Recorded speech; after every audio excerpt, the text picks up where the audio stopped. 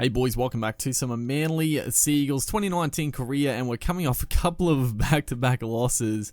The injury of Tommy Turbo, we coped with it pretty well in the short term, but I feel like, well, I don't feel like, but long term, it's starting to catch up with us a little bit, and the form has dipped. I feel like the boys out there are playing pretty well. Dylan Walker filling in at fullback, I think, is doing a pretty excellent job. It just, I think the biggest issue was just we lose a lot of strike, which makes sense. Trebojevic, he played like the first 6-7 rounds, I think, maybe a bit longer.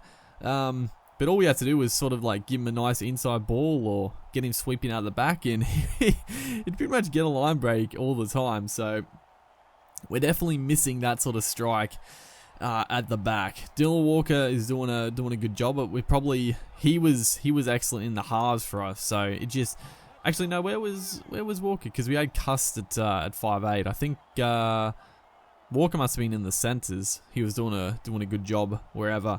As the Cowboys here, they actually went straight up the guts, but they turned the ball over, which is very handy. A nice wet night here, which is never good. But thankfully the game doesn't actually change at all with the wet weather, which I don't mind. Is a beautiful ball. Jay Trebojevic, the ankle tap of all ankle taps to save the try. I just saw it open up, the inside play. He did have to shrug off one tackler, but it just opened up. But what a try saver. I don't know who it was, but came across. Massive little tackle there. As unfortunately we did get the line drop out, and then a little loose pass there just get knocked in the tackle. The pass goes astray, so the Cowboys get off the hook. But here we're backing up here. About 20 minutes gone as Moses Sully out of acting half tries to take it on himself. Sully has been a bit of a revelation for the Seagulls this year as well.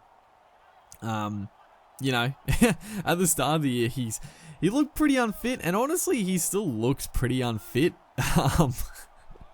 When I'm recording this video, he is actually out injured for a little bit, but he still definitely looks pretty unfit, especially from where he came into the team.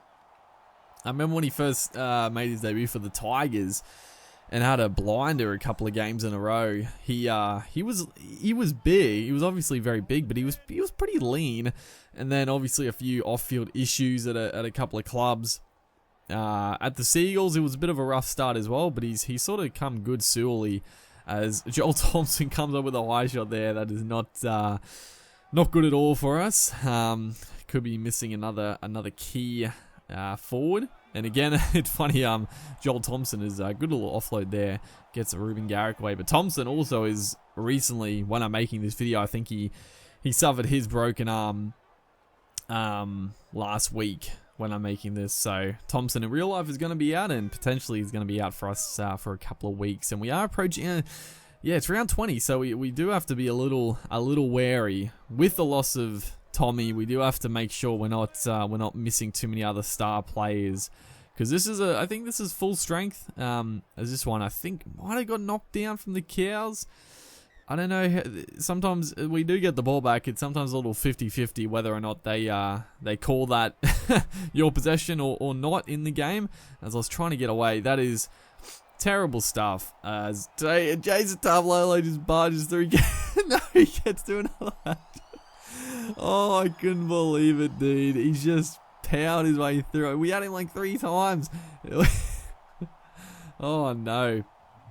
It was a bad offload from Walker, but in my defense, like the sirens just sang then, and I thought our best option or our best chance to score a try was off the scrum there, and I was trying to get it out wide. It was just a silly offload, but I thought, we only had one more tackle left anyway in the half, and it bit us in the arse for sure. 6 points get against us for a loose offload. That's bad. But beautiful little work there from Coruscant. Gets it onto to Thompson out here, onto Georgie Tafua. Nice play, last tackle. Hopefully we can probably not get a repeat set, but look to go We're going wide, that's for sure. We're swinging it wide here. Beautiful ball there to Moses Sully. Getting on to Garrick. Probably with the scramble, probably should have tried to put in a little grubber there. Would have been better, but still, turning the ball over in that position is not so bad outcome for us, as again we're going to get a chance to attack. This one I think again is going to get it is knocked from Javid Bowen. So yeah, we get the scrum feed once again. It's always weird like that, because when it happens and it doesn't go over the sideline, they obviously don't play a knock on to the defensive line on the game. But I guess, I don't know, the way it works is Manasi Fainu, brilliant play out of dummy half, and that is what he is in the team for. Manasi Fainu, just brilliant stuff, just skips around Tamalolo, and I think it looked like Bolton maybe a little bit lazy covering his shoulder. And Fainu, just an absolute gun, dude. And that's another thing with the Seagulls when I'm making this video. Api Coruscant, it was reported that he was going to the Dogs, as again, that man we're just talking about, ankle tapped again. He's causing all sorts of havoc in this second half. As I try to skip, we had the room. I thought he wasn't square, but not to be, unfortunately. But yeah, Api Coruscant reportedly was going to the Dogs. It seemed like it was a sure thing, and then lo and behold, a couple of hours later, it's Cade Cuss with a shot at field goal. Good strike, an early shot, but you know what? Take it when it's on offer and just relieve a bit of pressure. But all of a sudden, a couple of hours later, and the Panthers have snapped Coruscant. Coruscant up, not Fainu, as Fainu again causing trouble. But that's a big signing. Honestly, Coruscant is a gun dummy half. I think a lot of clubs would have liked to have signed Coruscant. And honestly, yeah, like the Panthers and the Dogs, probably the two teams that really needed a dummy half. Because the Dogs, I mean, they've been playing Marshall King, who's actually been going pretty decently, but I don't think he's the best dummy half. Obviously, what's his name? Fuck. Oh god, what's his name? I can't think. The other Doggies boy, he's awful.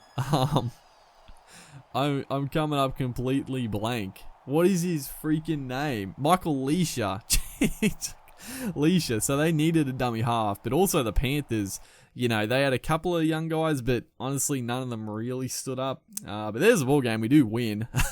Hopefully, guys are enjoying the series. Make sure to like, and I'll see you in the next one.